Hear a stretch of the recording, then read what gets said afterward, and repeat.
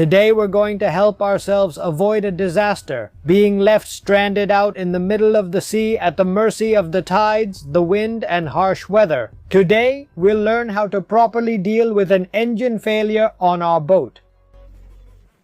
How dramatic.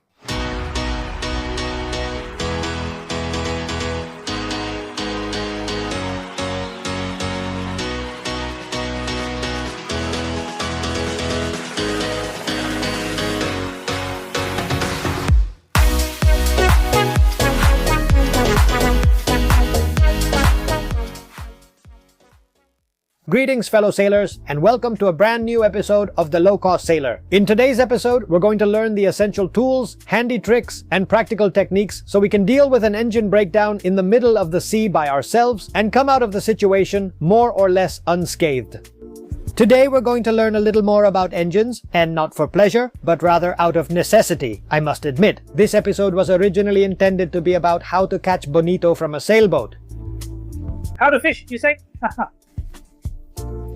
That was how pretentious it was going to be, despite other people's laughter. Especially knowing my lack of skill at fishing and the curse that seems to follow me year after year through my more than fruitless attempts to fish without even a single measly bonito. The reality is that breakdowns always happen at the worst possible time, when you least expect them, and knowing what to do can save you a lot of trouble, and fill you with the satisfaction that comes from being self-sufficient at sea. Because one morning you get up before dawn, with all your hopes set on finally managing to successfully catch the famous bonito from the Bay of Biscay, and you want to do it not because of the fruitless attempts in the past, or because of the criticism from your family and friends, or from your wife, who in the first attempts used to tell you, "You'll give me one," and now they only laugh at you and tell you, "Have fun," or "Don't come back late."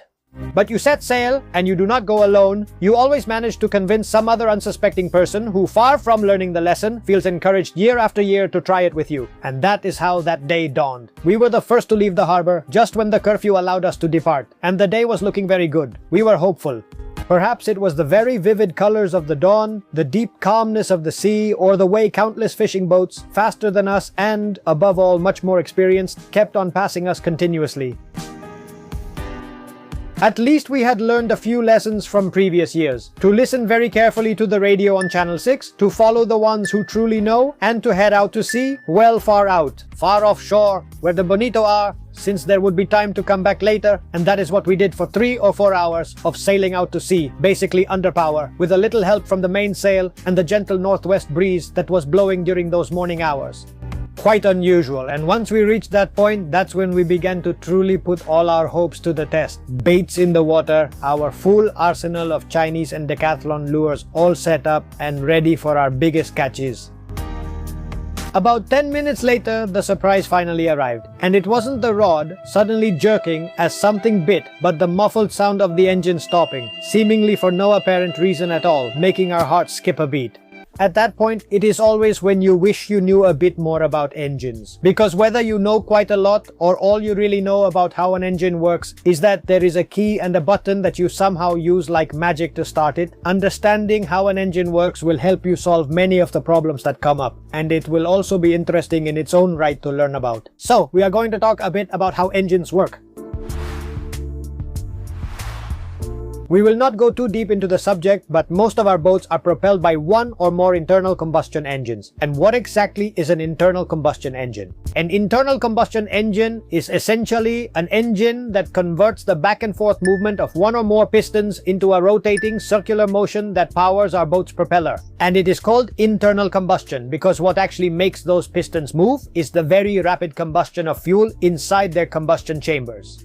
Please pardon the redundancy about so much combustion. Well, the bit of silliness about all that combustion, and in a 4-stroke engine, which is the most common type found on our boats today, this happens in a fairly straightforward manner, thanks to a sequence of factors: air, fuel, temperature, and inertia, which, when properly coordinated during each of the 4 strokes, allow our generally reliable engines to take us wherever we want to go. These well-known 4 strokes in a diesel engine are what we might generally refer to as intake, which is the phase during which the air comes in and fills the combustion chamber.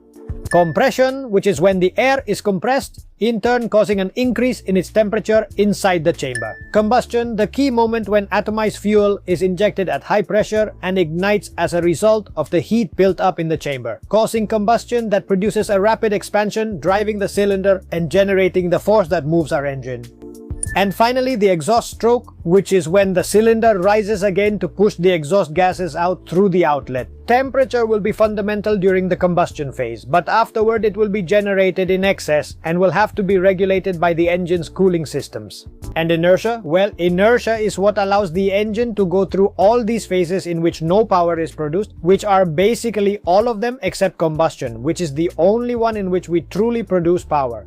Even in multi-cylinder engines, the lack of synchronization between the different combustion cycles helps the engine keep running. That's it. That's how an engine works. And that is how an engine works. Greetings to Common Creative and to Wikipedia, since we likely got the drawings from there. Well, thanks to that knowledge. Well, the truth is that thanks to that knowledge, nothing at all, because no matter how much you know about how the engine works, the engine is still going to break down anyway, basically. And of course, that's what happened. But that's when those of us with sailboats, who always think we're a bit superior to people with motorboats, come in. Well, thank goodness I have a sailboat. Now I'll hoist up the sails and head back home. And in our imagination, we see ourselves sailing very swiftly and quickly, pushed along by the force of the wind toward our destination port. Let's see, make a face for me, like this, as if you're imagining...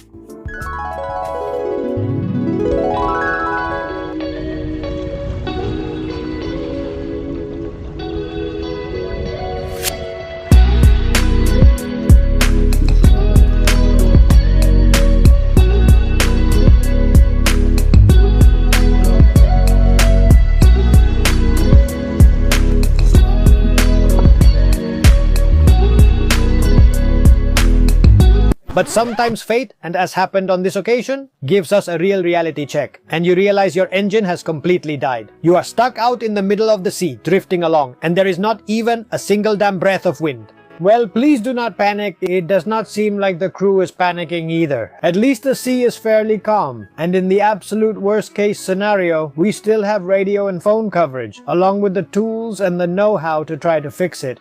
What can we do when the engine fails? Well, the first thing is to identify what the problem might be, which is sure to be caused by the lack or excess of one of those 4 fundamental factors we have talked about. If the problem is that the engine won't turn over to start, then we're surely missing inertia. Inertia is produced in abundance when the engine is running, but it must be generated externally to start the engine. The starter motor is usually responsible for this. On rare occasions, in a marine engine, we may also encounter a lack of air because the air filter is clogged or damaged, or because the air intake is blocked by something. However, that is usually very uncommon on a boat with such a short air circuit. The most common problem, and the one that will most often be the source of breakdowns, is a lack of fuel. And there are many points where the system can fail: a dirty fuel tank, a clogged pre-filter, clogged or damaged lines, a diesel pump failure, air trapped in the system, or, most difficult to fix, a malfunction in the injectors or the high pressure pump. Finally, we may also run into temperature-related problems where the engine simply does not cool down properly, the temperature alarm goes off, and we are forced to shut it down ourselves so it does not seize up, which would be a terrible and almost permanent death for our engine. That thing about it seizing up, I've heard it many times. Does that mean it burns out? No, it's that the engine increases in size, it gets bigger. No, when it seizes, it's because it gets so hot that it starts to expand, and the cylinders get stuck. The friction is too high and everything ends up getting all scratched up and then it gets stuck. That happened to me in a car many years ago, and that it gets... Now I get what it means when it seizes up, yes? Well, you already know you have to keep it from seizing up because that could ruin it permanently.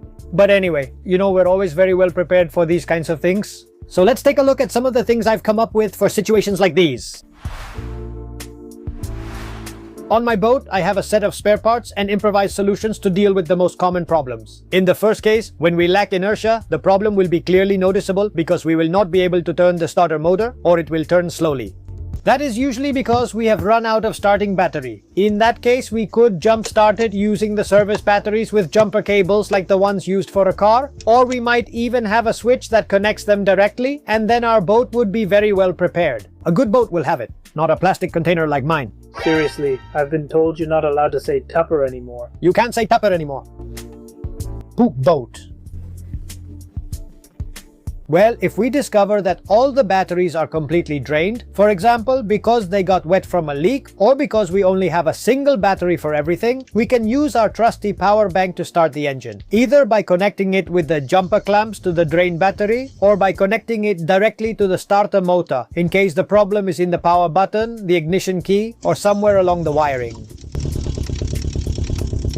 This would be the most straightforward method. As we can see, although the starter motor itself could also fail, and if a few light taps do not fix it, which sometimes is simply a matter of tapping it because the brushes have gotten stuck, many of these engines have an alternative way to be started by hand, either using a specific crank handle or, if you do not have one as in my case, by turning the crankshaft pulley. Terribly difficult, if not impossible, to start it by turning it, or even to start it with a crank when the need is urgent.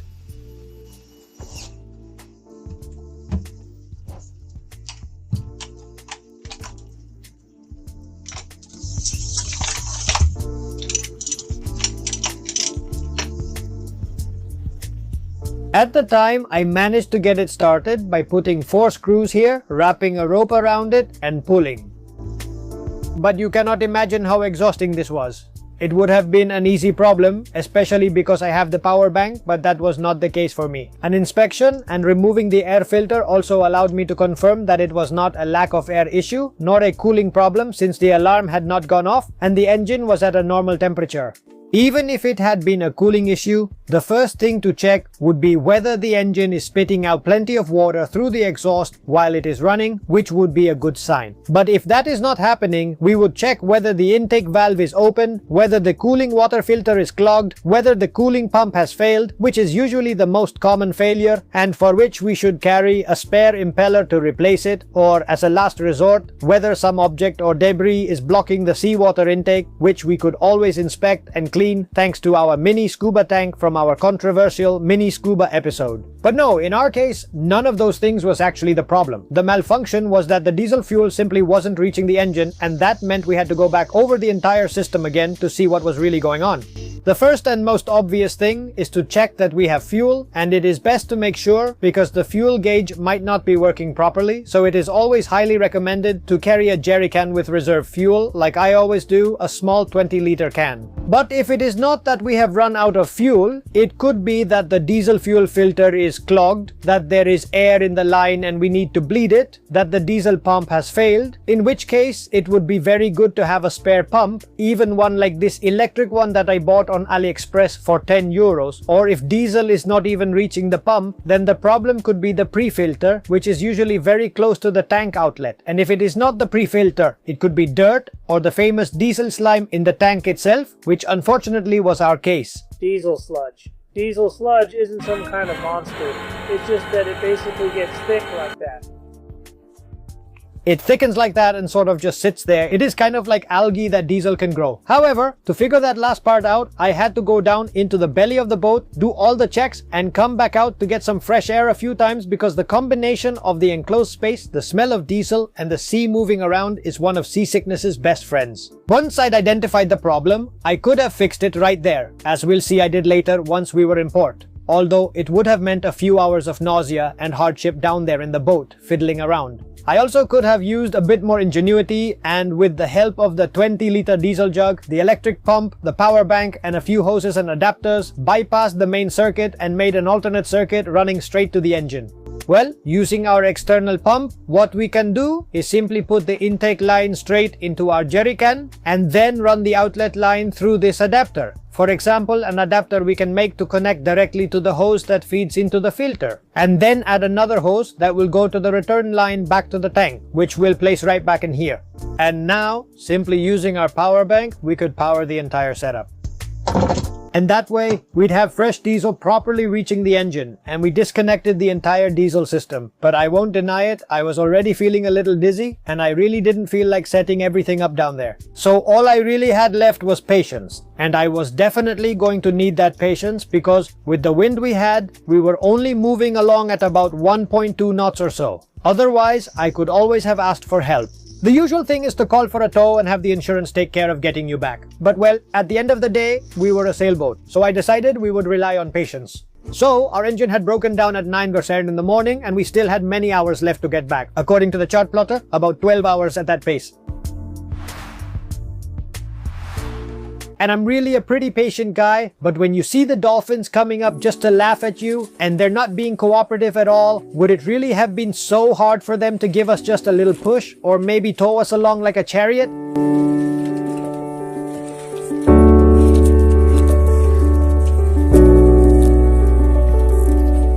Well, I would have been satisfied if they didn't attack us like the orcas and we could keep going on our way. But no, they weren't having it, and the hours felt long. Well, for some of us more than others. So, seeing how things were going, that's when I decided to pull out my secret weapon. My well-known outboard adapter that a lot of you have asked me about. A very simple invention that I designed one of the first times I was stranded without an engine to get into port, and that you can make yourselves by adapting it to the characteristics of your own boat. I made some templates out of cardboard so that without needing to drill any holes in the hull, the bracket would fit perfectly onto the swim ladder. In my opinion, the key is for it to be a mount that is easy to put on and take off so it does not get in the way, and that allows the engine to be secured high enough so that its lower unit stays in the water and can push the boat, and it really works. When we started up the engine, with no wind at all, and considering that my engine is only 2 horsepower while my boat is 10 meters long, we started moving at about 3 knots on the way home.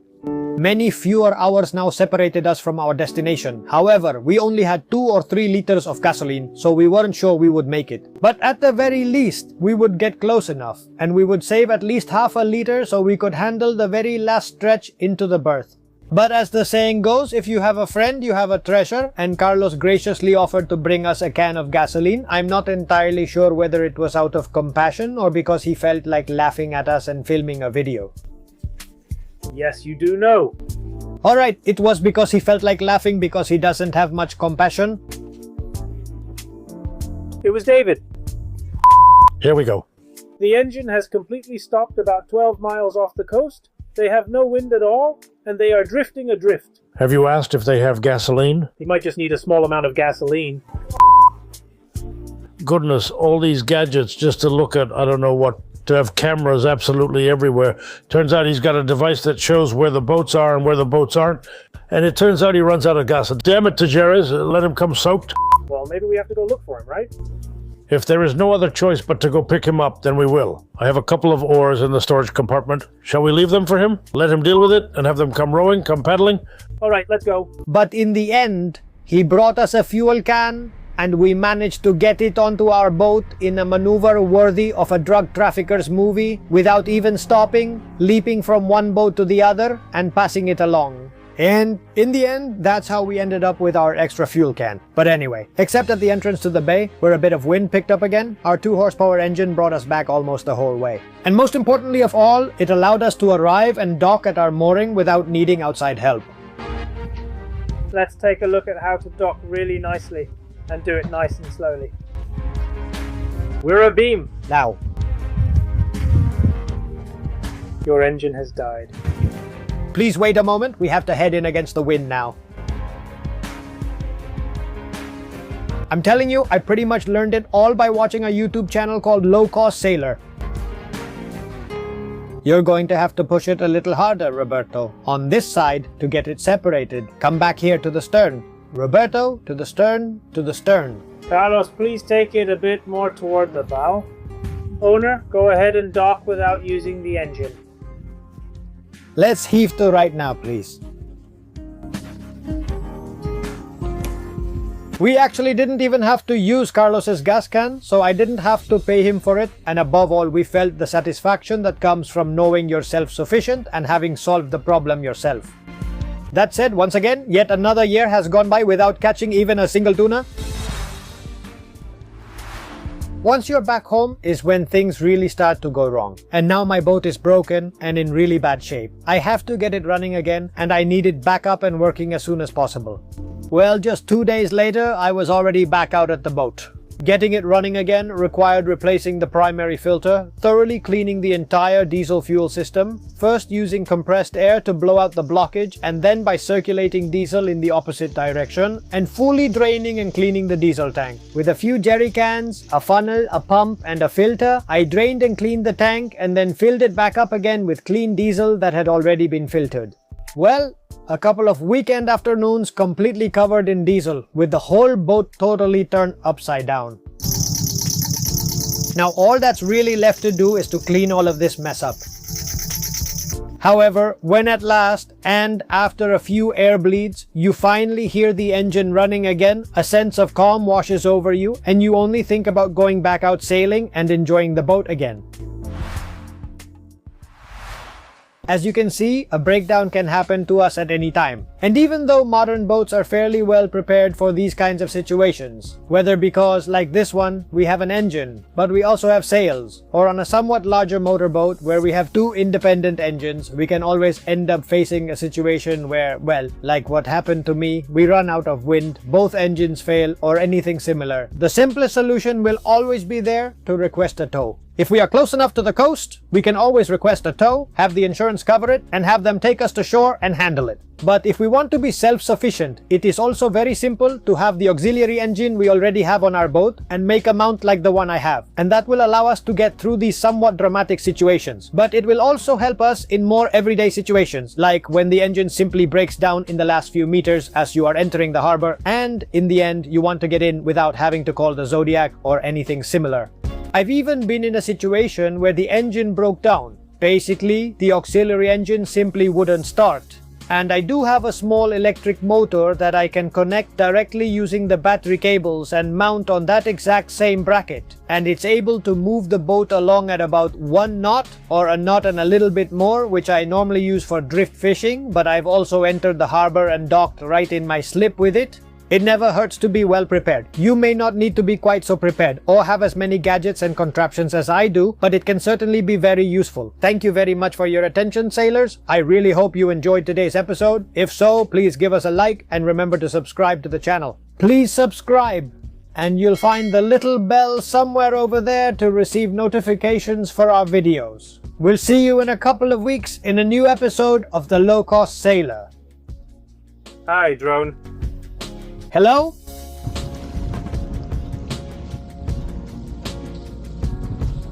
Okay.